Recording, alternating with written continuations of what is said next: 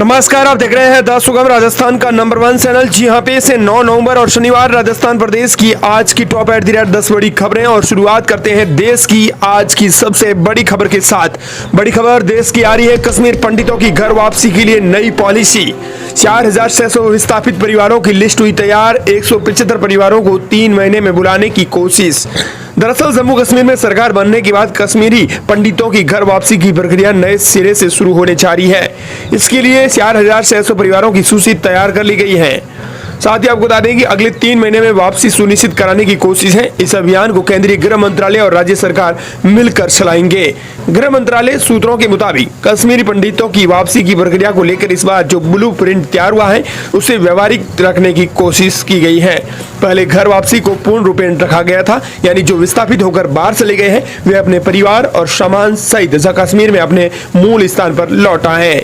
और इसी बीच देश की एक और बड़ी खबर जम्मू कश्मीर से ही है। दरअसल 370 धारा पर बहाली प्रस्ताव पर जम्मू कश्मीर विधानसभा में फिर से हंगामा। विधायक ने पोस्टर लहराने की कोशिश, मार्शलों ने फिर गिराया, फिर निकाला बाहर। दरअसल जम्मू कश्मीर विधानसभा में शुक्रवार को चौथे दिन भी जमकर हंगामा हुआ। इसमें इत्तेहाद पार्टी के विधायक खुर्शीद अहमद शेख ने फिर से 370 की धारा बहाली से जुड़ा पोस्टर लहराने की कोशिश की। उससे पहले विपक्ष के नेताओं ने उन्हें रोक दिया। विधायकों के बीच धक्का मुक्की होने लगी। इसी बीच एक विधायक टेबल पर बिछड़ गया। उधर मार्शल खुर्शीद अहमद को घसीटते हुए ले गए। इसी दौरान खुर्शीद जमीन पर गिर गए, जो उन्हें फिर से बाहर निकाल दिया गया। मार्शल ने कुछ बीजेपी विधायकों को भी बाहर किया, जिसके बाद सभी भाजपा नेता वॉकआउट कर दिए गए। और चलिए दोस्तों, अब बात कर लेते हैं राजस्थान प्रदेश की आज की बड़ी खबरों की। और शुरुआत करते हैं राजस्थान प्रदेश की आज की बड़ी खबर के साथ। बड़ी खबर, राजस्थान में बंद नहीं होंगी 23,000 खदानें, 15 लाख लोगों की नौकरी पर था संकट। सुप्रीम कोर्ट से राजस्थान सरकार को बड़ी सौगात मिली है, राहत मिली है, या यूं कहें सुप्रीम कोर्ट ने राज्य सरकार की अपील पर नेशनल ग्रीन ट्रिब्यूनल के आदेश की समय सीमा को बढ़ा दिया है। सुप्रीम कोर्ट के इस आदेश से अब प्रदेश में ऐसी 23,000 खदानों के बंद होने का संकट हट गया है, जिन्हें राज्य स्तर पर पर्यावरण मंजूरी नहीं मिली थी। अब वे खनन जारी रख सकेंगी। इन खदानों में करीब 15 लाख लोग हैं, वो काम करते हैं। सरकार की अपील से सरकार के कोर्ट के इस फैसले के बाद 15 लाख लोगों को रोजगार मिलेगा। राजस्थान में 23,000 खदानें हैं, वो भी बंद नहीं होंगी। 7 नवंबर तक मंजूरी लेनी थी, फिर से मंजूरी मिल गई है। अगली बड़ी खबर, धीरेन्द्र शास्त्री बोले धर्म का उपयोग वोट बैंक के लिए करना अपराध। मैं धर्म गुरु नहीं हूँ, धर्म का सिपाही हूँ। भेदभाव मिटेगा तभी देश तरक्की करेगा।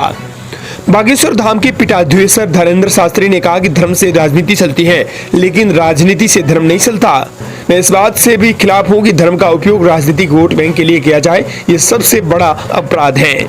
धर्म स्वतंत्र है, धारणा का विषय है, प्राचीन परंपराओं को जीवंत रखने का विषय है। कथावाचक धीरेन्द्र शास्त्री ने कहा कि धर्म गुरु नहीं है जो, बल्कि धर्म के सिपाही हैं। धीरेन्द्र शास्त्री शुक्रवार को राजसमंद के नाथद्वारा आए थे, उन्होंने ये बात कही। अगली बड़ी खबर, राजस्थान भाजपा नेताओं को सुप्रीम कोर्ट का आदेश, सरेंडर करें। 2 सप्ताह का मिला टाइम। विधायक रहते हुए ANJN पर हमले का किया था आरोप। सुप्रीम कोर्ट से पूर्व विधायक और भाजपा नेता गिरिराज सिंह मलिंगा को झटका लगा है। ANJN मारपीट मामले में उन्हें 2 सप्ताह में सरेंडर करने को कहा गया है। कोर्ट के आदेश के मुताबिक सरेंडर करने के 6 सप्ताह बाद मामले में सुनवाई शुरू होगी। अगली बड़ी खबर, IAS समेत 9 अफसरों को पता था कि 2 फर्मों का फर्जीवाड़ा। 900 करोड़ के जल जीवन मिशन घोटाले को लेकर बड़ी खबर। जल जीवन मिशन में टेंडरों के लिए गए फेक सर्टिफिकेट, कोई कार्रवाई नहीं की गई। जल जीवन मिशन JJ में हुए करीब 900 करोड़ के घोटाले के मामले में ACB की तरफ से दर्ज की गई FIR में चौंकाने वाली जानकारी सामने आई है। FIR के अनुसार 2021 में तत्कालीन ACS PSD सहित 9 अफसरों को पता था कि वे 2 फर्मों जो बनी है उनके विभाग में इरकॉन की फर्जी प्रमाण पत्र, फर्जी सर्टिफिकेट बनाए गए हैं। इसके बाद भी दोनों फर्मों के खिलाफ कार्रवाई नहीं हुई। दोनों को टेंडर दिया गया। दोनों फर्मों को अवैध लाभ पहुंचाने के लिए सभी तथ्यों को भी छुपाया गया। अगली बड़ी खबर, सरकार के 1 साल पर 900 बड़े प्रोजेक्ट्स हैं, वो शुरू करेंगी। 4000 पुल, रोड, PSC की सौगातें भी देंगी। राजधानी से बटन दबाने का प्लान। भाजपा सरकार की पहली वर्षगांठ पर बड़े आयोजन की तैयारी है। प्रदेश के जिलों में विधायक मंत्री से फीते कटवाने की जगह सीधे CM और बड़े नेताओं के हाथों से शिलान्यास, लोकार्पण की तैयारी में है। 900 बड़ी परियोजनाओं के शिलान्यास और उद्घाटन के प्रस्ताव मांगे गए हैं। इसी तरह रोड, पुल, भवन, sub centre, PSC, school, college के प्रस्ताव भी मांगे गए हैं। इस तरह के छोटे 4000 से अधिक कार्यों की डिटेल जुटाई जा रही है। 8 दिसंबर से सरकार के वर्षगांठ आयोजन शुरू होंगे। गौरतलब है कि पिछली गैरो सरकार ने भी दूसरी वर्षगांठ पर 11,000 करोड़ रुपए की, तीसरी वर्षगांठ पर 14,000 करोड़ के विकास कार्यों की सौगातें दी थी, लेकिन भाजपा सरकार ने उनसे अलग करने का प्लान बनाया है।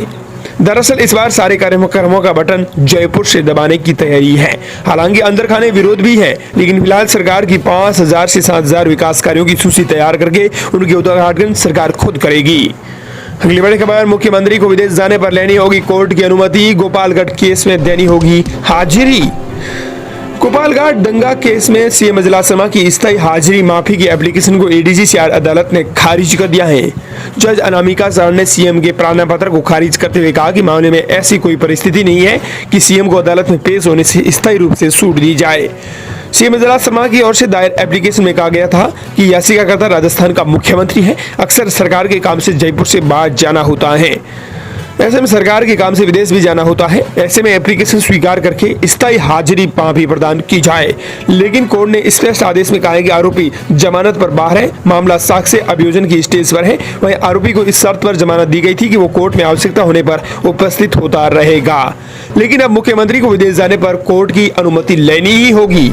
अगली बड़ी खबर, राजस्थान सरकार का किराए पर रहने वाले छात्रों को बड़ा तोहफा, हर महीने मिलेंगे 2,000 रुपए। राजस्थान की बजलात सूबे की सरकार ने दूसरे शहरों में रहकर पढ़ाई करने वाले कॉलेज छात्रों के लिए किराया सहायता योजना शुरू की है। इस योजना के तहत छात्रों को प्रति माह 2,000 रुपए तक की आर्थिक मदद मिलेगी। योजना का लाभ अनुसूचित जाति, अनुसूचित जनजाति, ओबीसी, अति पिछड़ा वर्ग और आर्थिक रूप से कमजोर वर्ग के छात्र उठा सकते हैं, जिन्हें प्रति महीने 2,000 रुपए आर्थिक सहायता के रूप में दिए जाएंगे। वर्ष में अधिकतम 10 महीने के लिए सहायता प्रदान की जाएगी। अगली बड़ी खबर नजर डालें, लेकिन उससे पहले आपको बता दें कि आप राजस्थान के किस जिले से दोस्तों इस वीडियो को देख रहे हैं, कमेंट सेक्शन में अपने जिले का नाम जरूर भेजें। और हाँ, अगर राजस्थान से बाहर से कहीं से देख रहे हैं, दुबई, सूरत, अहमदाबाद, अफ्रीका, कर्नाटक, कहीं से भी देख रहे हैं, उस क्षेत्र का नाम लिखकर एक बार जरूर भेजना। बड़ी खबर, जयपुर में राम भद्राचार्य का प्राण, जब तक कृष्ण जन्मभूमि नहीं मिल जाती तब तक किसी भी कृष्ण मंदिर में दर्शन नहीं करेंगे।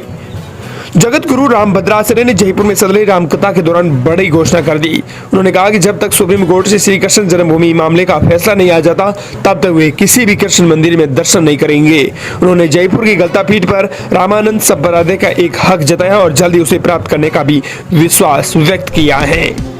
अगली बड़ी खबर, टीचर्स के लिए बड़ी खुशखबरी, गुरुजी के बच्चों को उच्च शिक्षा के लिए सरकार देगी स्कॉलरशिप, 14 नवंबर तक आवेदन का मौका।